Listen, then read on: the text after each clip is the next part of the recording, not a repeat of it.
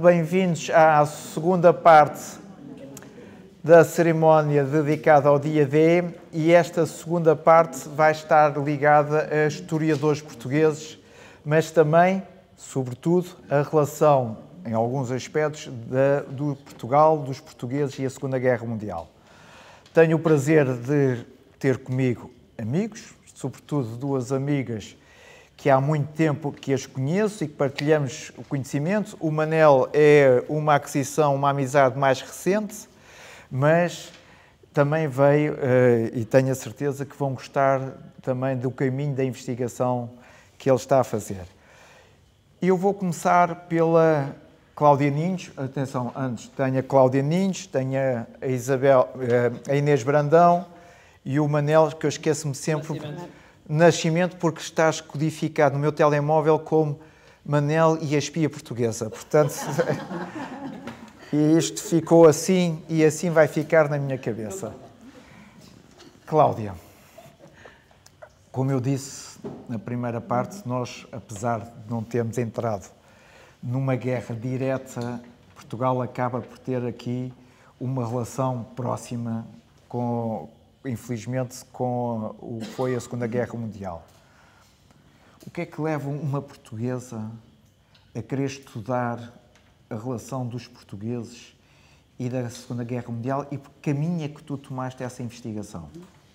Bom, antes de mais, obrigada, João, pelo convite e pela oportunidade para estar aqui, nomeadamente num dia tão importante como o que hoje assinalamos. A minha investigação tem estado muito próxima com a temática da Segunda Guerra Mundial, desde o mestrado, em que estudei a propaganda. Depois comecei a trabalhar sobre as relações culturais e científicas de Portugal com a Alemanha Nacional Socialista, nomeadamente o intercâmbio académico, o relacionamento cultural e, mais recentemente, com um grupo de trabalho do Instituto de História Contemporânea, com os meus colegas António Carvalho, Ansgar Schäfer, com a Cristina Clímaco, da Universidade 8 de Paris. Este grupo do Instituto de História Contemporânea, coordenado pelo historiador Fernando Rosas, tem estudado os portugueses que foram vítimas do regime nacional socialista. Começamos... Você tem como sigla? São nazis. É melhor dizer nazis. Pronto. Mas vamos continuar. Era assim a designação. Era a designação do partido. Bom, este projeto começou por ser financiado por uma fundação alemã, a Fundação EWZ, Memória, Responsabilidade e Futuro, que foi criada para, primeiro, indemnizar as vítimas do trabalho forçado e que atualmente se dedica a financiar investigação e projetos educativos sobre a temática do trabalho forçado. E depois, consecutivamente, fomos conseguindo vários financiamentos, o último dos quais da Comissão Europeia, que nos permitiu alargar a temática e abarcar também os espanhóis, até porque os percursos são muito semelhantes. Temos procurado dar rosto a estas pessoas, recuperar e reconstruir as suas histórias de vida a partir de documentação que se encontra dispersa por vários países, por Portugal, mas sobretudo pela França e na Alemanha também, naturalmente. Porquê França? Porque é de França que são levados para a Alemanha estes portugueses. Temos trabalhado 3 tipologias civis, trabalhadores, deportados para o sistema concentracional, para os campos de concentração, para as prisões do Terceiro Reich e também prisioneiros de guerra. Como é que estes portugueses vão parar à Alemanha? Esta que é a grande questão. Naturalmente, Portugal foi um país neutro durante a Segunda Guerra Mundial, como referiste há pouco, e, portanto, não houve uma ocupação do território português. Portanto, é a partir de França que estes portugueses são levados para a Alemanha. A França, natural destino da imigração portuguesa na Europa, e são estes imigrantes portugueses, muitos deles já naturalizados, portanto, já com a nacionalidade francesa, que constituem o grosso da nossa investigação. Depois também temos outro grupo mais pequeno de portugueses que combateram na Guerra Civil de Espanha e que, com o avanço franquista sobre a Catalunha, acabam por acompanhar o êxodo de 500 mil de refugiados da Guerra Civil de Espanha, a chamada retirada, que passam a fronteira, passam os Pirineus e que são depois colocados em campos construídos pelo governo francês à pressa para colocar aqueles milhares de refugiados que chegam ao território francês. Bom, muitos destes portugueses já tinham conseguido a nacionalidade francesa e, portanto, quando começa a Segunda Guerra Mundial, são chamados a prestar serviço militar e integram o exército regular francês. Outros voluntariam-se nos regimentos de marcha de voluntários estrangeiros ou até na Legião Francesa.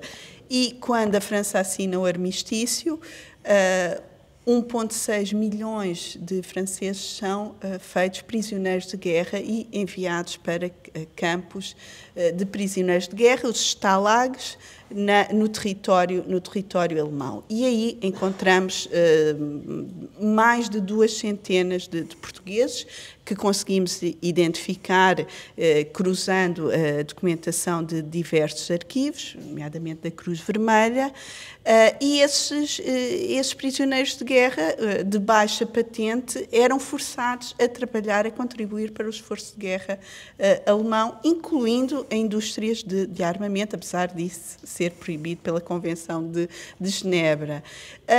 A partir de 1943, tal era a necessidade de mão de obra que o regime nazi aceita que estes prisioneiros de guerra saiam dos stalags e possam assinar um contrato de trabalho e ir trabalhar para uma indústria, para as diversas atividades. São chamados prisioneiros transformados. E aí também conseguimos identificar vários portugueses que, através da assinatura deste contrato, conseguem sair dos campos, dos stalags, mas que depois perdem a proteção da Convenção de Genebra. E temos um caso muito interessante do Francisco Ferreira, que é um destes prisioneiros transformados, vai trabalhar para uma indústria alemã. Ele tinha uma condecoração do governo francês que trazia na lapela e o seu chefe confunde essa condecoração com o emblema comunista e ele é denunciado e acaba por ser preso pelas autoridades nazis.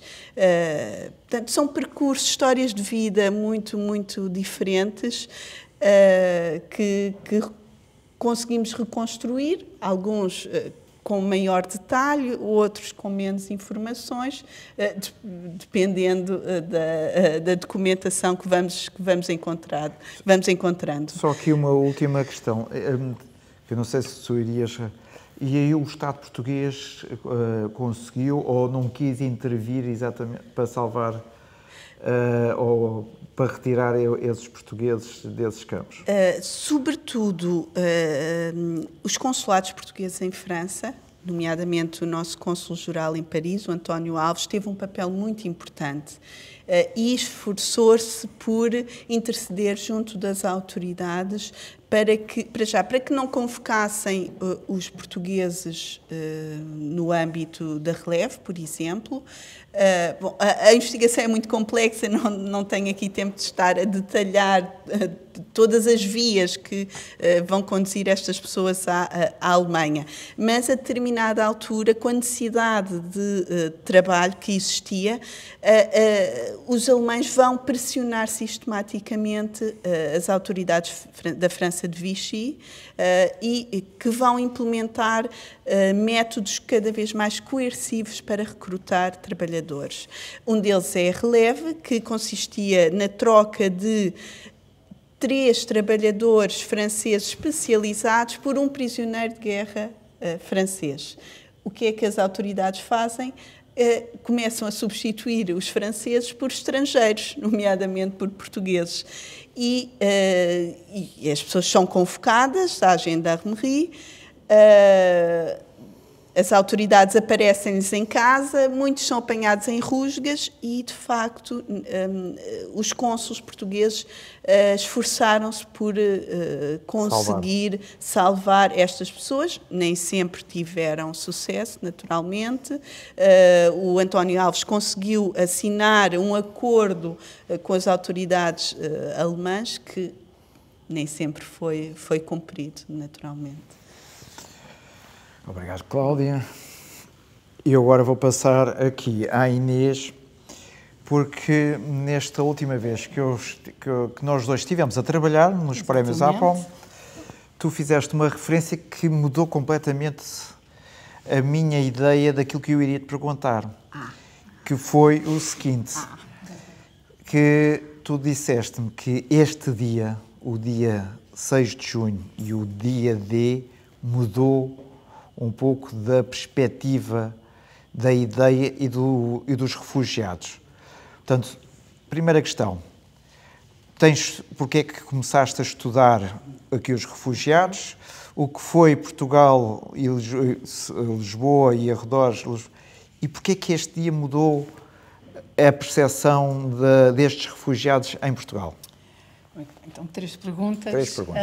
Vamos começar pela parte porque é que eu também acabo nesta área e porque é que alguma da minha investigação depois se vai cruzar com a investigação já realizada pela Cláudia Ninhos ou por outros historiadores, como a Irene Pimentel, o Ansgar Schäfer, a Christa Heinrich, que lançaram primeiro estes grandes estudos sobre as vivências dos refugiados em Portugal. E a Margarida Magalhães Ramalho, claro. Eu comecei como historiadora de arte, e não vivi em Portugal, eu cresci fora de Portugal. Aliás, quero saudar o João e a Jacqueline. Eu cresci na Bélgica, os territórios de que a Jacqueline fala faziam parte do meu cotidiano. Tive a sorte de conviver durante muitos anos com pessoas que me contavam as suas memórias e isso, em parte, é formativo no desenvolvimento do interesse, enquanto portuguesa, que à partida não teria esse contacto direto, enquanto portuguesa, nestes 6 anos, e nos anos que lhe antecederam para aqueles que viviam noutros territórios, e ouvir a Jacqueline a falar de Bruxelas, da minha segunda terra, e ouvir o João a falar da ideia do desembarque. O meu sogro desembarcou como parte do Royal Corps of Engineers em Le Hamel, perto da Romanche, e visitar esses territórios, perceber o que é que significa 100 metros de praia numa operação militar daquela envergadura é muitíssimo importante para entender o impacto, a magnitude do sacrifício daquele dia e o impacto que teve nas nossas vidas de hoje. Por isso, muito obrigada pelos vossos testemunhos. Como historiadora de arte, há cerca de 20 anos, começou-se a falar, muito em virtude da descoberta, nos anos 90, das contas congeladas nos bancos suíços, começou-se a falar desta questão da propriedade que tinha sido roubada e expoliada pelos nazis a partir de 1933 e do facto de alguma desta propriedade serem obras de arte e encontrarem-se em coleções de museus um pouco por todo o mundo. E criou-se um movimento a partir de 1998, com a Conferência de Washington e com os princípios de Washington assinados, entre outros, pelo Estado português, criou-se a vontade nas instituições museológicas dos países subscritores de investigar aquilo que nós chamamos a proveniência na era nazi, ou a procedência da era nazi, mas em que, no fundo, investigamos onde é que estão as obras de arte entre 1933 e 1945.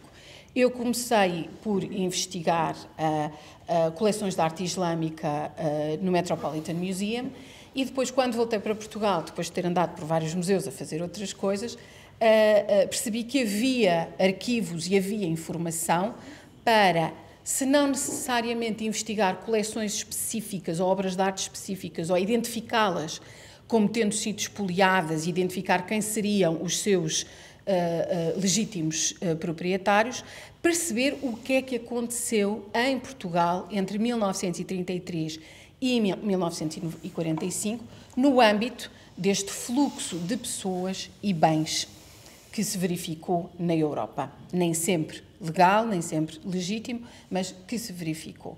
E, portanto, é por aí que eu acabo por estudar o fluxo de refugiados, muito através da questão da circulação de pessoas e bens durante esse período. Mais tarde, isto foi o fundo da minha tese de doutoramento, que está concluída e que podem ler online, mas mais tarde, em 2018, assumo a coordenação de um museu chamado Espaço Memória dos Exílios, que se dedicava exclusivamente à memória dos refugiados que passaram por Portugal, mas sobretudo por Cascais, entre 1933 e 1945.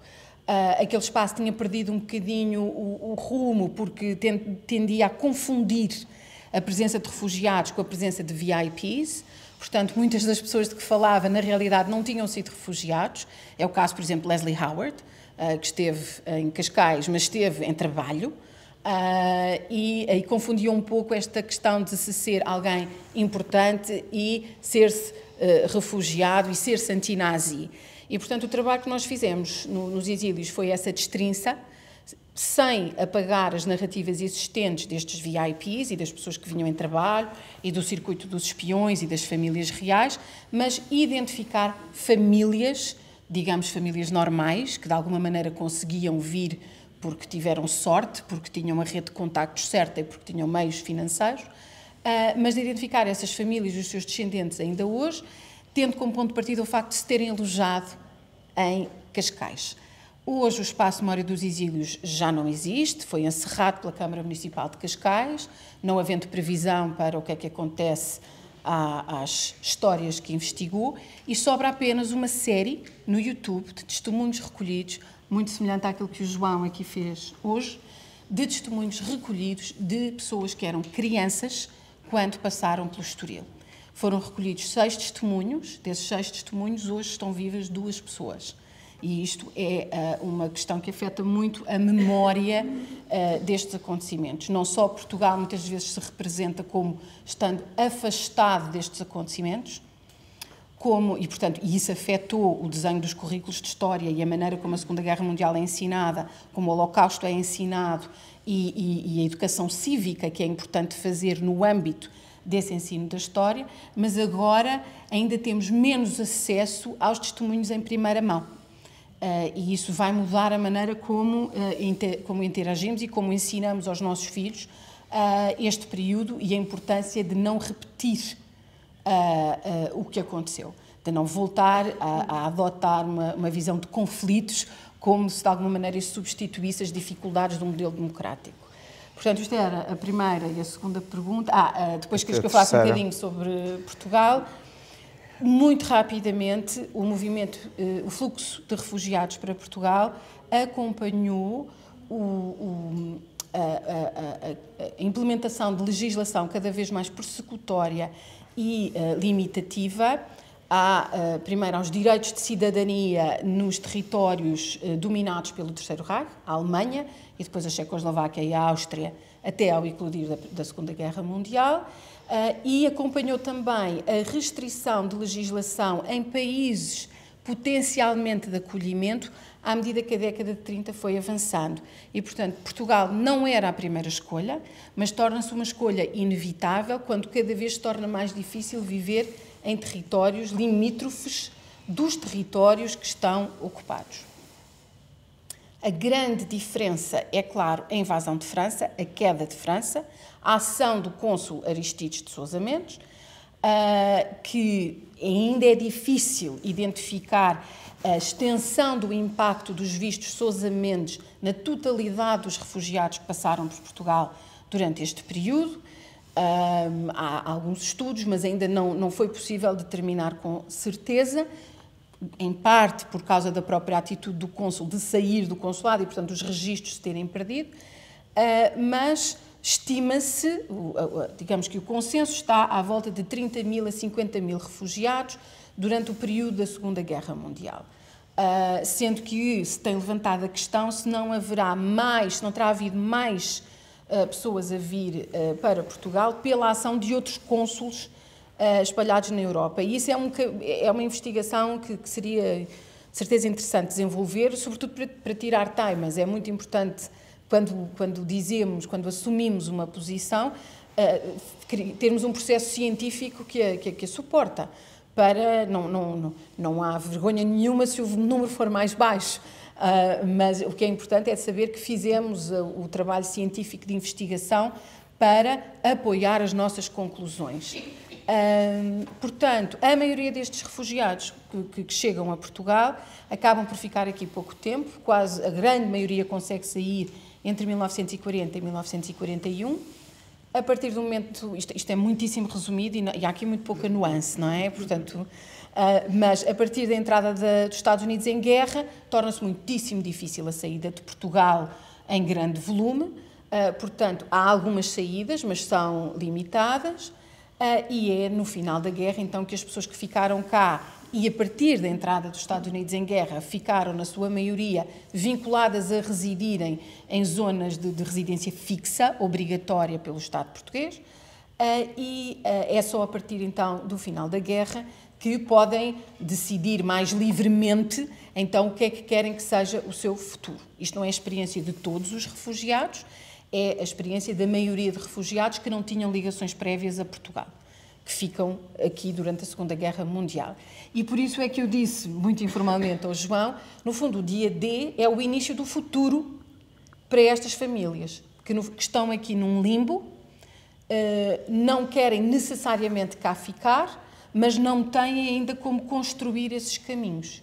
E, portanto, é uma libertação de que nós falamos menos, até porque nós temos um discurso em Portugal, perdoem-me, um pouco nacionalista relativamente a esta ideia de braços abertos e de Portugal como o destino. Portugal não era o destino, era um ponto de paragem, só que para alguns tornou-se num ponto de paragem um bocadinho maior, mas a visão de Portugal era só em raros casos, era o destino final. O desejo das pessoas era fugirem por Portugal.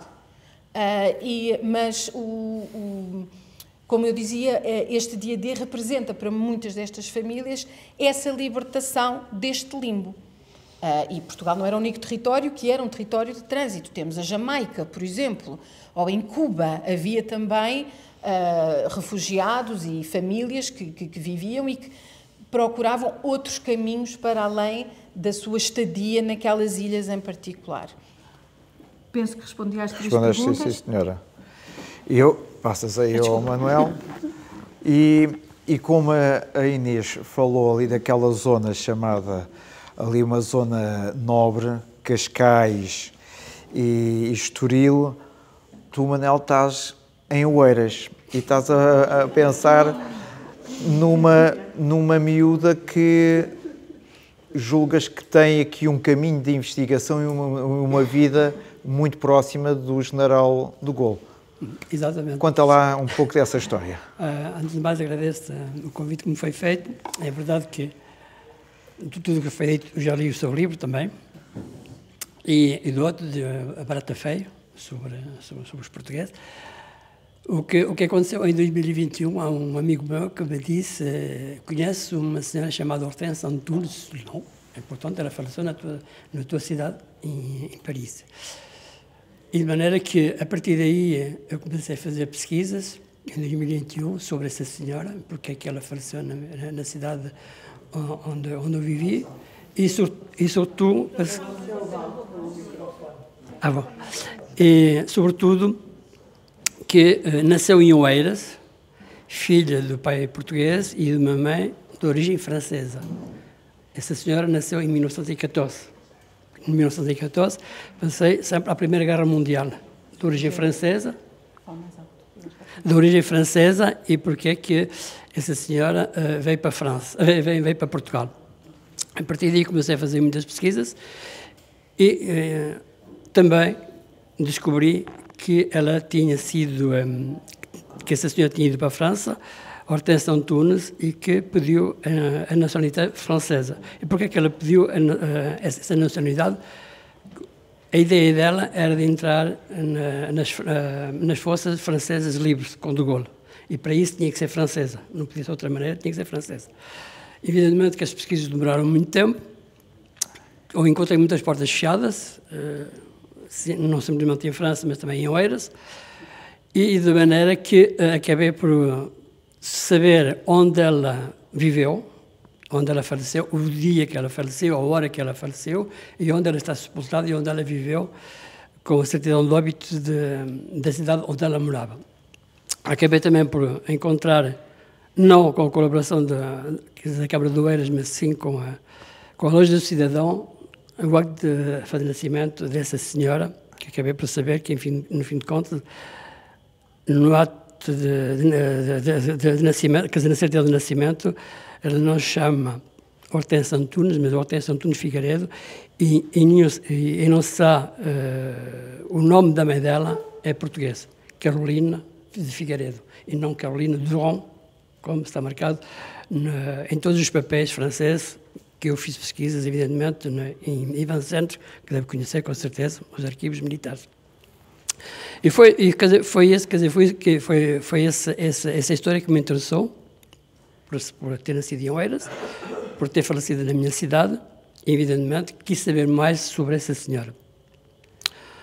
E, quando eu descobri que foi a senhora, foi uma resistente portuguesa com mais medalhas da França, uma reconhecida por De Gaulle. Evidentemente que fui em bois além do que ela sabia. Acontece que essa senhora, no primeiro tempo, quando ela entrou em 1941, com De Gaulle, foi enviada para Londres, para casa de uma senhora X, e que no mesmo dia veio um bocadinho para mais longe, para o sul da Inglaterra, para aprender a conduzir, ter a carta de condução e saber escrever à máquina. Daí eu penso que era mais uma espia que outra coisa. Sei que ela depois foi enviada para Saigon, Itália, Argel, e foi em Saigon que ela teve uma criança, ela é mãe solteira.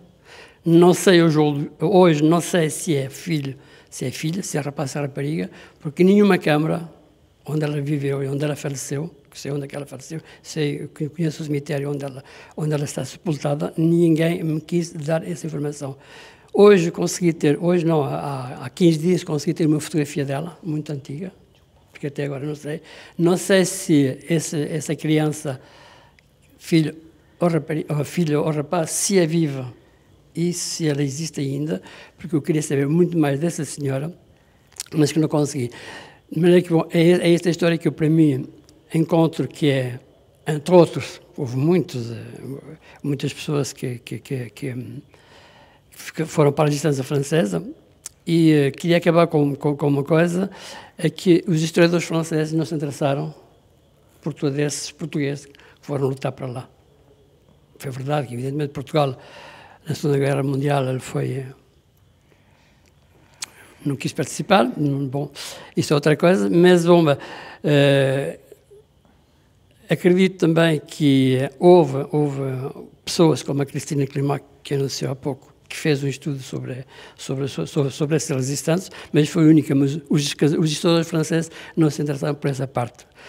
Também outra coisa, bom, para voltar um bocadinho atrás, também já agora, os historiadores franceses não se interessaram pela Primeira Guerra Mundial, onde os portugueses foram para lá, 55 mil homens foram para lá, que muitos faleceram, e que ficaram lá, e também, não se interessaram por a participação de Portugal na Primeira Guerra Mundial. Oh, Manel, só aqui uma questão.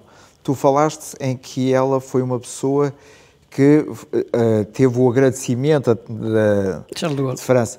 Esse lado da medalha, do reconhecimento, tu tens conhecimento qual é a parte desse reconhecimento, que tipo de serviços, porque as medalhas têm uma determinada distinção numa avaliação. O serviço que ela prestou à França durante a Segunda Guerra Mundial. É o principal da Charles de Gaulle, foi isso. O serviço que ela prestou à França durante a Segunda Guerra Mundial. É esse. Para concluir, eu queria dizer, Hortência Antunes foi secretária, certo? Há documentos que ela foi secretária. Há documentos que ela entrou depois para o serviço militar em Itália. Mas, como já disse várias vezes, eu penso que o trabalho dela, enviado por De Gaulle, penso que era mais uma espia que outra coisa, visto que ela, depois da Segunda Guerra Mundial, ela também continuou no serviço militar, evidentemente ela depois saiu do serviço militar por ter nascido uma criança, e eu penso que ela foi mais uma espia que outra coisa. Eu agora vou passar aqui para a Cláudia e também para vos dizer o seguinte. O Museu da Farmácia tem também uma peça ligada a esta questão dos refugiados, porque nós temos uma peça na nossa coleção da família Rothschild, portanto, mas que foi adquirida exatamente depois de 1998. É um belíssimo almofariz que podem ver no primeiro andar, mas que nós sabemos, porque estava no registro, estava no inventário das peças que foram roubadas à família Rothschild. Portanto, e a família Rothschild, que também passou por Portugal pelo Arcebispo dos Casamentos. E aqui, passando para a Cláudia, eu ia fazer uma outra pergunta, que é o seguinte. Eu julgo que posso estar errado, que uma vez tu referiste-me que algumas destas pessoas, desses portugueses, passaram por Buchenwald. E nós também temos uma peça ligada a Buchenwald e a Auschwitz. A minha questão é, eles passaram por estes campos da morte também, da tua investigação, tu encontras esse caminho para além dos campos, como disseste, campos de trabalho, mas também passaram pelos campos de morte? Sim, essa é outra tipologia que temos estudado. Os portugueses estiveram no sistema concentracionário nazi, em prisões e também nos campos de concentração, nomeadamente Buchenwald, mas temos portugueses noutros campos, Sachsenhausen, Dachau, Mauthausen, por exemplo.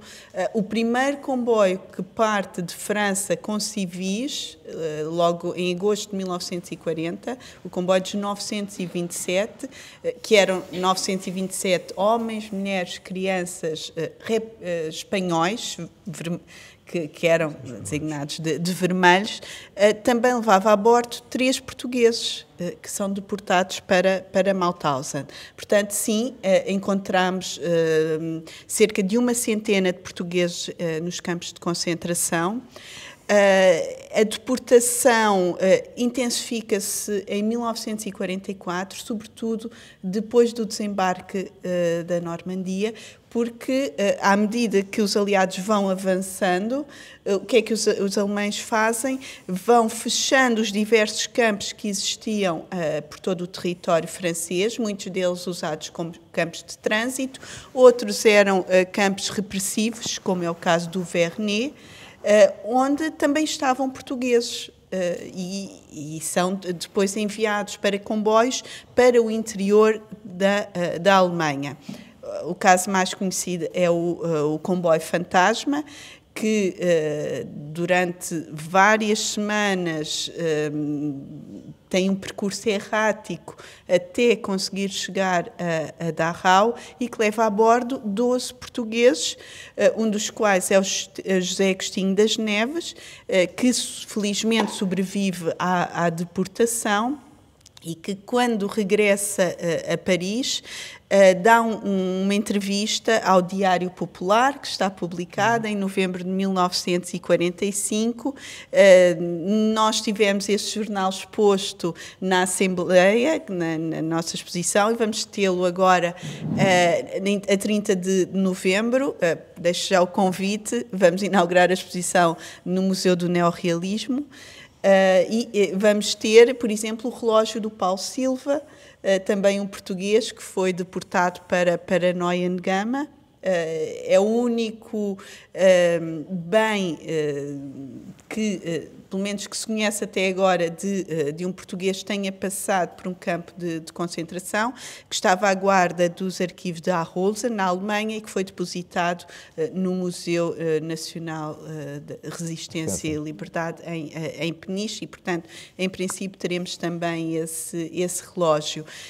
E objetos, por exemplo, do José Vieira, um português que era filiado no Partido Comunista Francês, participou ativamente na resistência e que acabou numa prisão do Terceiro Reich. Conseguimos ainda contactar a filha, a Josiane Vieira, entrevistá-la, e ela cedeu-nos alguns objetos do pai, nomeadamente condecorações. E são alguns dos objetos que vamos ter na exposição. Mas, sim, cerca de 100 de portugueses que passaram pelos campos de concentração nazis, com percursos muito diversificados, desde resistentes, membros do Partido Comunista, outros apanhados por acaso. Estou a lembrar-me de um português do Delfim da Cunha, que foi preso por roubar uma galinha. Estava a cumprir pena numa prisão, e nesta fase em que os alemães estão a esvaziar os campos, as prisões na França, acaba deportado para um campo de concentração nazi, onde acaba por falecer. Outros são apanhados em rusgas, alguns por acaso, por estarem no sítio errado, à hora errada. Mas temos outros que, por exemplo, o Inácio Anta, que participou na Guerra Civil de Espanha, também acompanhou a retirada e que acaba deportado para o campo de concentração de Sachsenhausen, onde acaba por falecer pouco tempo antes da libertação do campo. Portanto, os percursos são muito diversificados. Poucos sobreviveram, mas ou acabaram por falecer? Muitos faleceram, sim. Sim. E sim, mas eu ia perguntar, daqueles que possam ter sobrevivido, a família, vocês conseguiram encontrar algum caminho para falar com a família? Poucos, muito poucos, porque eles regressam à França, casam em França e, portanto, os filhos, os netos já não têm qualquer contacto com Portugal, e por isso é muito difícil. E os arquivos não permitem, não é? Portanto, em França, a privacidade em França tem outro tipo de estrutura. Sim, portanto, não nomeadamente é fácil identificar os descendentes das pessoas. Esse é o problema. Sim.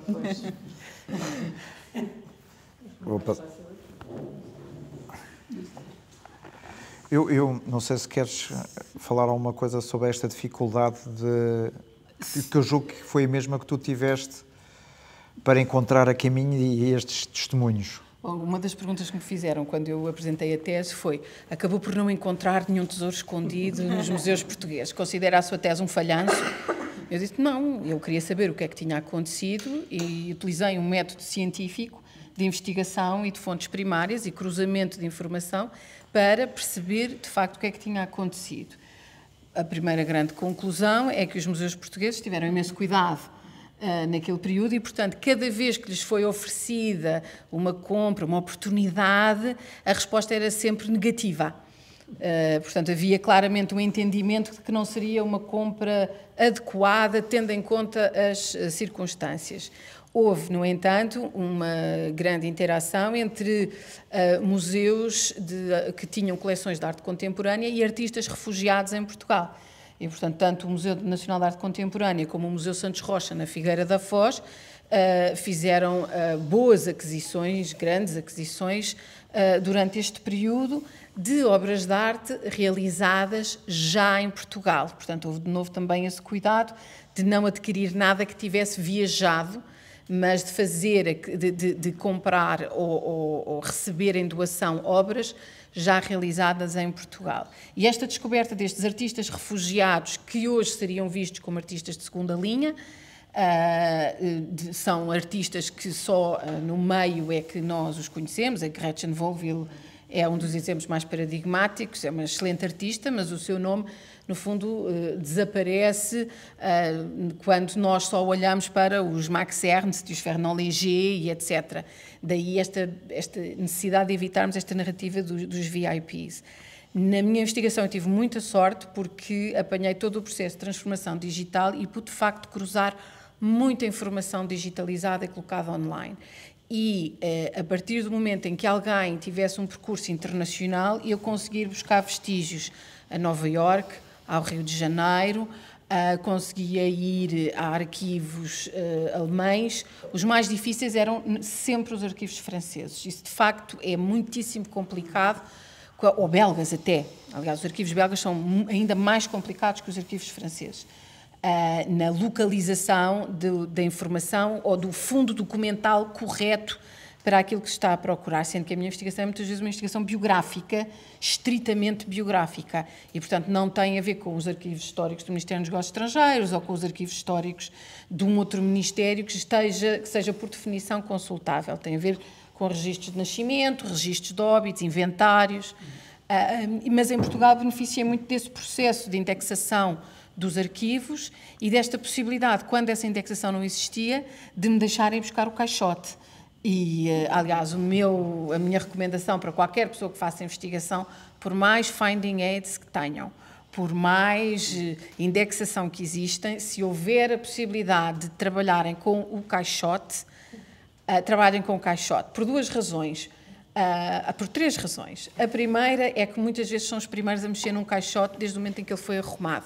E eu acho que há algo de poético nesse ato, de chegar ali e dizer, não, tu não foste posto numa prateleira para nunca mais ninguém te mexer. Eu tenho interesse neste papel.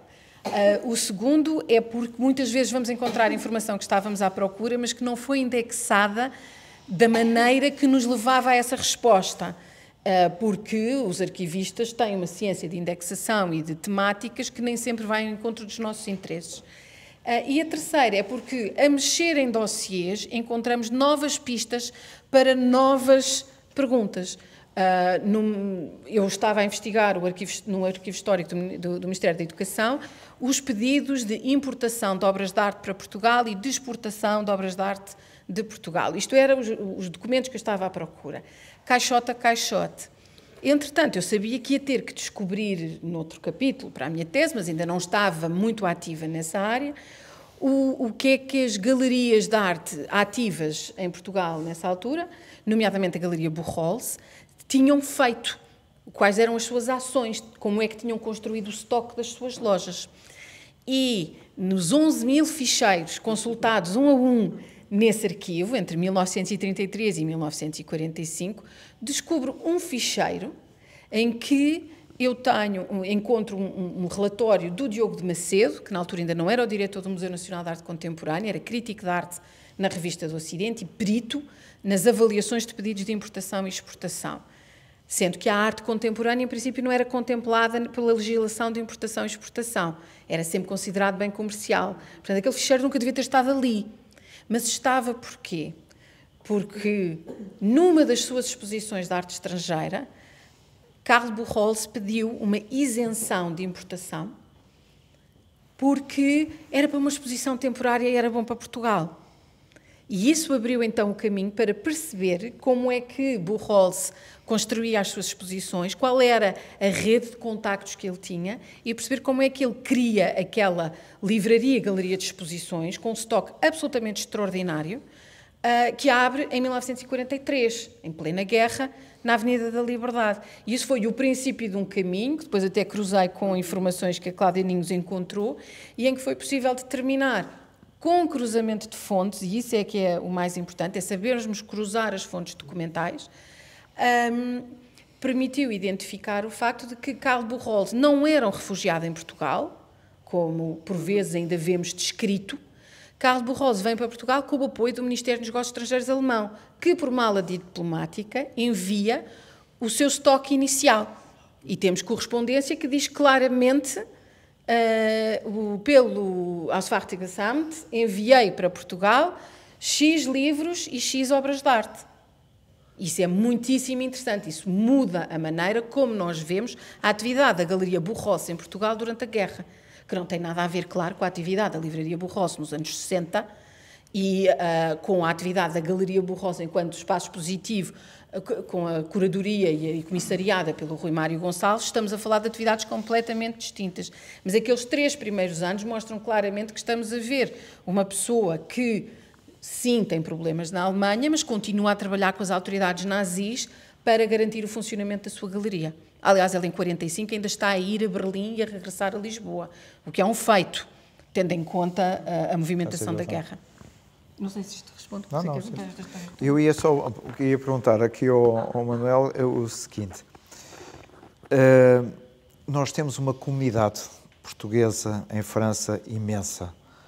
Portanto, e a minha questão é como é que a comunidade portuguesa, se a comunidade portuguesa tem conhecimento e se as autoridades portuguesas fazem esta promoção do que foi para Portugal na Segunda Guerra Mundial. Eu queria só aqui esclarecer que o José Barata Feio não pôde estar aqui hoje connosco por questões de saúde um pouco mais complicadas, porque a investigação dele é exatamente os portugueses na resistência francesa. Infelizmente ele não pôde estar. Mas volto aqui. Tem havido promoção, as novas gerações têm interessado exatamente de ver como é que Portugal participou dentro, exatamente, do país onde eles hoje vivem, que contribuíram para esta libertação e para essa democracia? Há duas coisas. Há o que eu chamo as pessoas que foram para a França nos anos 60 e nos anos 70. Essas pessoas, infelizmente, têm pouco interesse, ou talvez porque não saibam, ou porque não querem, tudo que é cultural, tudo que é história. A segunda geração já está um bocadinho mais a querer saber do que se passou, mas infelizmente ainda há poucas pessoas que se interessam.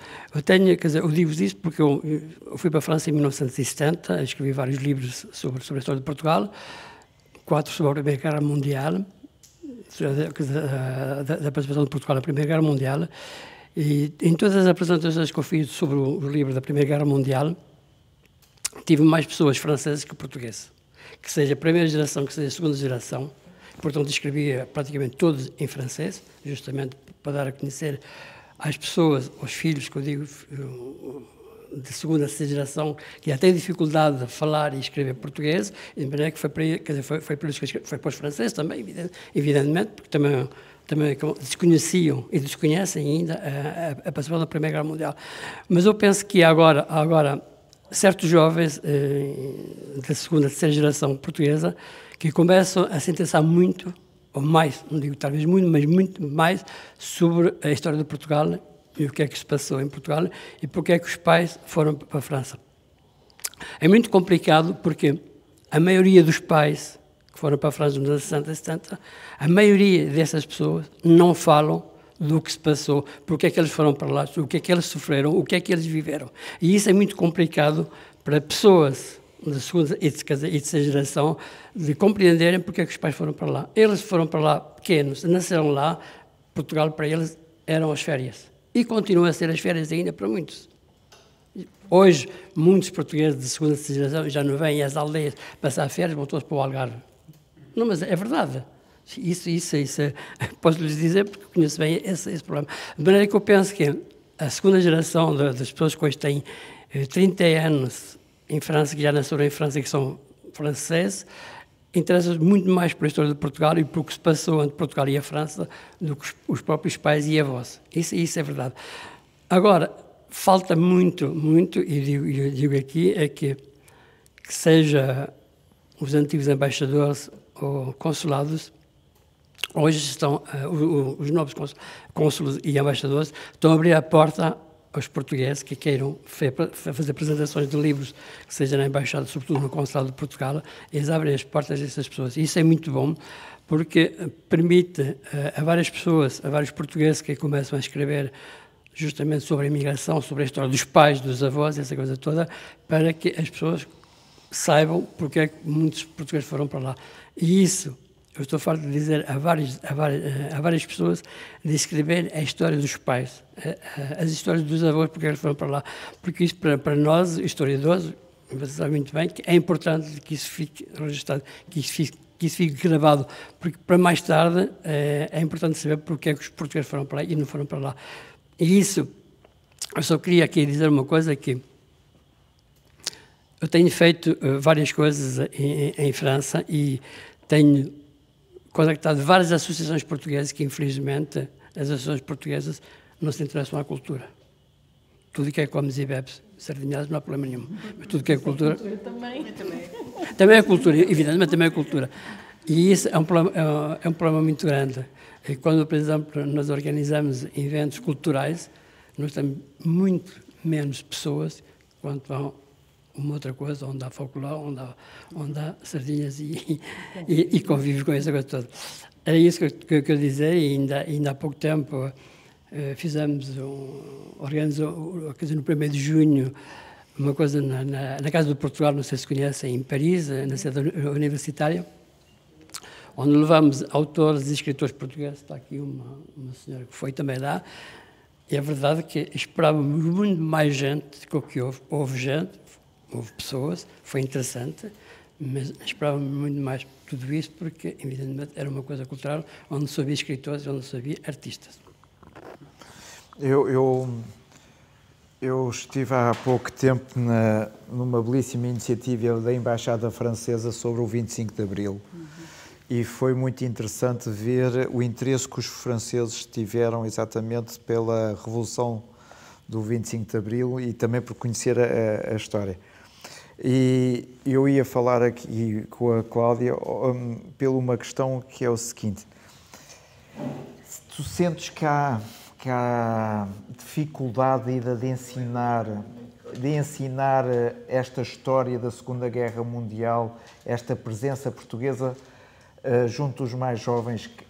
Achas que há algum receio por parte da instituição, o Estado, em abordar de uma forma mais clara? Porque sempre que nós vamos falar e vemos os livros, o que é que nós temos? É Portugal, exatamente como país neutro, que vendeu o wolframio, que aceitou os refugiados, mas esta participação mais ativa não aparece. Sabemos que há uma dificuldade, mesmo institucional, ainda de aceitar essa ligação. Bom, em termos institucionais, para já permite-me que diga que da parte das instituições em França nós temos tido uma excelente receptividade. Temos contado com o apoio da Cívica, que é uma organização, uma associação dos autarcas portugueses, que nos tem ajudado muito na divulgação do nosso projeto. No ano passado inaugurámos a exposição no Consulado de Portugal em Paris, entretanto já esteve na cidade de Cannes. Temos tido uma boa experiência com as instituições em França. Nós, em 2017, uma vez que identificámos vários portugueses que tinham sido deportados para o campo de concentração de Mauthausen, e quem conhece este campo sabe que existe o Muro das Lamentações, onde há diversas placas memoriais em homenagem a vítimas de diversas nacionalidades, mas não havia nenhuma placa que homenageasse os portugueses, e nós propusemos ao Ministério dos Negócios Estrangeiros, na altura era o professor Augusto Santos Silva, que também inaugurasse uma placa em homenagem às vítimas portuguesas da barbárie nazi, e essa placa foi inaugurada em 2017, em maio, por ocasião da cerimónia que todos os anos assinala a data de libertação daquele campo. E desde então, no âmbito deste projeto, temos desenvolvido um esforço junto das escolas, junto da Associação de Professores de História, que tem colaborado intensamente com o nosso projeto. Foram, aliás, nossos parceiros no último projeto, financiado pela Comissão Europeia, e, portanto, temos feito ações de divulgação junto de professores, vamos às escolas fazer sessões com os alunos, portanto, temos tentado ultrapassar essa barreira que muitas vezes existe entre a academia e o ensino e as escolas. E isso é um problema da academia, que faz-se investigação, mas a mais recente investigação fica por ali. Não é divulgada junto das escolas. E, ultimamente, acho que as universidades têm feito esse esforço de chegar a quem deve, não é? Que são os alunos, que são os professores, para que estes estudos sejam divulgados. Agora, nos manuais escolares ainda não conseguimos chegar lá, mas espero que um dia estes temas também consigam chegar aos manuais, mas temos feito um caminho, nem sempre é tão rápido como gostaríamos. Lembro-me, por exemplo, quando comecei a trabalhar e a investigar sobre os manuais escolares e como é que o Holocausto era ensinado e divulgado nos manuais, algo que eu achei muito curioso é que o tema de Aristides de Sousa Mendes, na década de 90, não estava ainda nos manuais. Só a partir do ano 2000 é que paulatinamente começou a ser incorporado. Portanto, é um processo lento, mas temos feito esse esforço enquanto investigadores, esse esforço de disseminação junto das escolas e junto dos professores. Eu ia passar para ti, mas eu gostava só de... Tu estás ligado a uma organização internacional ligada ao ensino da história. E eu vou-te dar aqui o caso do seguinte. E aquilo que eu vou dizer, meus amigos, é duro de ouvir. É duro de ouvir. Nós tivemos aqui no museu os objetos ligados porque também temos ligados ao julgamento de Nuremberg e à captura de uma série de nazis pelas tropas inglesas. Temos os documentos de captura e alguns desses nazis estão ligados aos campos de concentração. Apesar de nós termos algumas imagens que nos foram dadas por um farmacêutico que esteve no desembarque da Normandia, que abriu Buchenwald, ele foi a primeira pessoa a abrir as portas de Buchenwald, e as imagens que ele nos mandou não impressionavam muito estes jovens. E a única peça que impressionava e que impressionou estes jovens era simplesmente um bilhete de comboio, aliás, um meio bilhete de comboio destinado a Auschwitz. Isto para te perguntar, o que é que falta fazer para que esta história não seja esquecida, não seja repetida? Eu sei que é muito importante nós chegarmos a Marte. Eu sei que é muito importante a geometria, a fisicoquímica, mas o que é que falta-nos fazer para que esta história não seja esquecida pelos jovens? Eu acho que a história que tu acabas de contar do bilhete, do meio bilhete para Auschwitz, te dá de uma certa maneira a resposta. E aqui, enquanto pessoa de museus, cumpre-me introduzir o papel que as instituições de ensino não formal têm, muitas vezes na desconstrução de um currículo difícil ou árido de ensinar em aula, em que todas as imagens já foram vistas, em que todos os factos já foram ditos e que ainda assim parece não ter poder de retenção ou de educação para a cidadania junto dos mais novos. E o papel aqui das instituições de memória, museus, arquivos, centros comunitários, associações de sobreviventes, etc., é essencial. E é essencial sempre este trabalho em conjunto. A verdade é que o encontro com a história viva é o primeiro, é aquilo que não se esquece. Eu não me esqueço das pessoas com quem falei quando era mais nova e que me explicaram partes das suas vidas, não me lembro de tudo, mas lembro-me que era importante que aquela pessoa tivesse pelo menos ficado na minha, como é que se diz, no meu egocentrismo adolescente, eu olhava para aquelas pessoas e sabia, era importante que estas pessoas ficassem vivas para poderem chegar até mim. Quando nós estamos neste momento em que a memória viva já existe em vídeo, mais do que existe nos encontros reais, aqui está o desafio. Eu acho que aqui estamos mesmo a falar do poder das instituições de memória. Em termos de ensino formal, e isto é uma questão que regressa regularmente, não só o organismo em que eu trabalho, que estavas a referir, é o Observatório para o Ensino da História na Europa. Isto é um organismo do Conselho da Europa e, portanto, que se concentra sobre o território europeu, com todas as suas vicissitudes, não é? Portanto, a tendência é olhar para os conflitos dentro da Europa.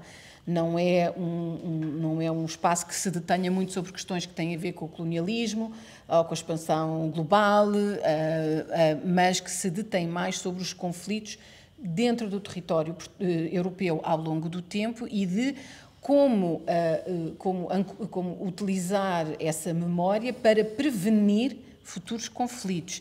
Esse é o objetivo do Conselho da Europa, é prevenir novos conflitos na Europa. E eu concordo perfeitamente com esse alinhamento. Acho muitíssimo importante o dever de memória. Do ponto de vista de instituições abertas ao público, acho ainda mais importante do que o dever de memória, o dever de educar para nunca mais, de prevenção de conflito.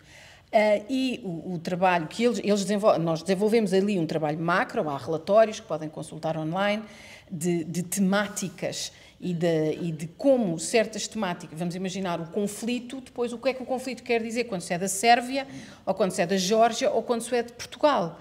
E como é que isso é incorporado, essas temáticas são incorporadas em elementos formais como manuais, currículos e formação de professores. Mas depois temos todo o lado informal. No meu entender, o trabalho de proximidade com escolas, que deve ser feito através das autoridades locais, das instituições culturais de memória locais com as escolas, permite precisamente trabalhar esta memória.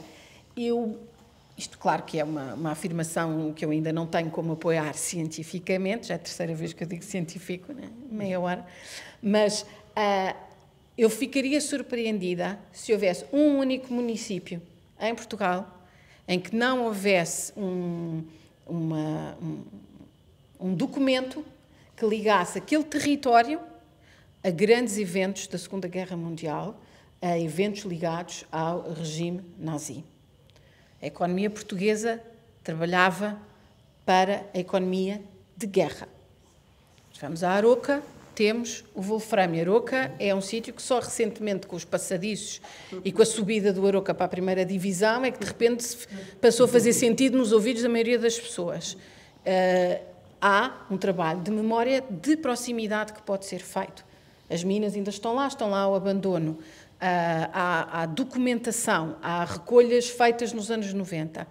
É possível, com trabalho, ver de que maneira cada território municipal, nem todos têm a sorte de ser Cascais e de terem documentação que foi salvaguardada primeiro por acaso do destino e depois por um desejo de salvaguarda, mas existe essa documentação. Eu acho essencial os alunos trabalharem com o documento primordial, como se fosse um objeto do museu.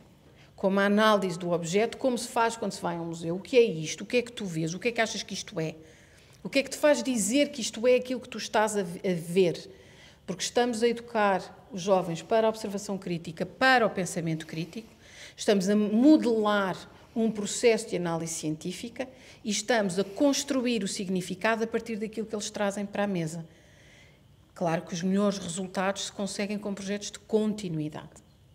E isso significa que é preciso, daí a importância deste trabalho ao nível municipal, imediato, mas significa que é preciso encorajar uma relação próxima entre as escolas, os professores e apoiar esse trabalho. Não pode ser feito ancorado na capacidade de sacrifício dos professores, não é? Mas criar o espaço, o tempo e a recompensa de poder fazer esse trabalho. Para aqueles que tiverem tempo, eu recomendo que vão online e vão ao Google e procurem onde estão as crianças e a seguir Parrimates. E vão ter um website realizado pela Escola Secundária Fernão Lopes Graça com o Espaço Memória dos Exílios, em que os alunos investigaram o que é que aconteceu a 9 crianças que se perderam dos seus pais durante a fuga da Bélgica e que apareceram numa reportagem fotográfica de maio de 1940 na Parrimates. E eles começaram com 9 fotografias e alguns números de terras. E aquilo que eles aprenderam foi a desenvolver, por um lado, a fazer aquilo que hoje muito pomposamente se chama gestão de projeto, a planear o seu trabalho, o que é que eles vão fazer, como é que eles vão chegar a estas respostas. Aprenderam, trabalharam interdisciplinarmente, inglês, francês, TICs, história, e ainda tiveram que aprender a trabalhar em Excel, aprender a editar imagens, e, sobretudo, aprenderam a lidar com a ideia do falhanço. Nós, muitas vezes, começamos com estes projetos e eu vou descobrir tudo, vou saber tudo e já está. E hoje, nos dias de hoje, nós vivemos muito assim em geral. Ou seja, a ideia de sucesso nas sociedades de hoje está muito ancorada nesta ideia de finalidade. Cheguei ao fim, fantástico, sucesso, medalha, prémio, aqui está, a seguir é o quê? E aquilo que estes projetos também ensinam é a ideia das questões em aberto, de que nem tudo tem uma resolução imediata. Isto é essencial para saber viver hoje em sociedade. Isto é essencial para valorizar o que é democracia e o facto da democracia nunca chegar à meta. A essência do processo democrático é a renovação permanente, é o diálogo permanente e a negociação permanente. Portanto, estes trabalhos desenvolvem valores, princípios, métodos de trabalho que permitem não só a preservação da memória, mas permitem de uma maneira muito orgânica a ligação a estes valores não negociáveis. Eu não queria, antes de passar o microfone, deixar de falar aqui, porque nós não falámos disto, porque estamos muito orientados para o DD, da questão do Holocausto e da importância da educação para o Holocausto dentro destas questões. Quando nós estamos num país que assume à partida que não tem relação direta com o Holocausto, há a tendência a dizer isso não é a nossa história. E é muitíssimo importante perceber que é, não só porque é a história da humanidade, mas porque existem portugueses, existem famílias que estão hoje em Portugal ou que estavam em Portugal na altura, existem instituições portuguesas na altura que estiveram precisamente envolvidos, seja no salvamento, seja no fornecimento da economia e do sistema de destruição e de assassinato de pessoas em massa. E isso nós não nos podemos extrair desses processos. Acho que isto fez sentido. Sim? Não, ok. Tá. Pronto. Posso só acrescentar? Sim, a Inês tem toda a razão. E o apoio dos municípios é essencial para desenvolver este trabalho. Mas também este trabalho não se faz com um tempo ou dois de história como os nossos professores têm. Portanto, é necessário que haja uma vontade política de reforçar o ensino da disciplina de História. Infelizmente, o que vemos é exatamente o contrário. Sistematicamente, a História vai perdendo tempos para outras disciplinas, como o português, a matemática. Não é que não sejam importantes, são... Mas a história é essencial.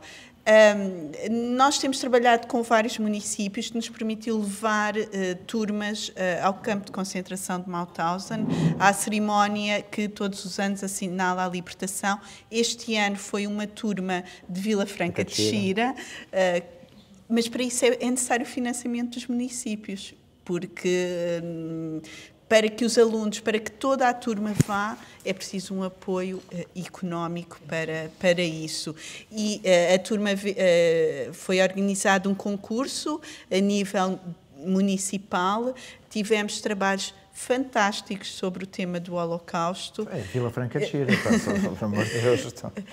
Na segunda-feira estive na apresentação do trabalho vencedor, que tem uma enorme qualidade e todos eles resultaram de um grande empenho por parte de toda a comunidade educativa, com o apoio dos encarregados de educação, de todos os funcionários da escola, e é feito fora do horário letivo. Portanto, é preciso reforçar o ensino da história. Eu ia perguntar ao Manuel o que é que falta para o Oeiras reconhecer que tem uma heroína no seu concelho. Não lhe posso responder, porque até agora, desde 2021, que estou em contato com Oeiras, andaram-me, vai para aqui, vai para além do não sei nada, vai à Torre do Tombo, a Torre do Tombo já tinha ido, não preciso que eles me dissessem de ir. E depois mandaram para o Registro Civil. O Registro Civil também não precisava que eles me dissessem, porque eu tinha já feito o necessário, mas tudo isso sem resposta. Mas eu estou à espera que eles me deem uma resposta, e contactei 5, 6, 7 pessoas, mais 2 vezes o Sr. Presidente da Câmara, que também não tive resposta nenhuma dela. De maneira que estou à espera que me deem uma resposta para que possa ir mais longe do que eu já fiz para esta heroína do Oeiras, que eu penso que eles não reconhecem, ou não querem reconhecer, ou não se interessam por esta pessoa que fez história em França.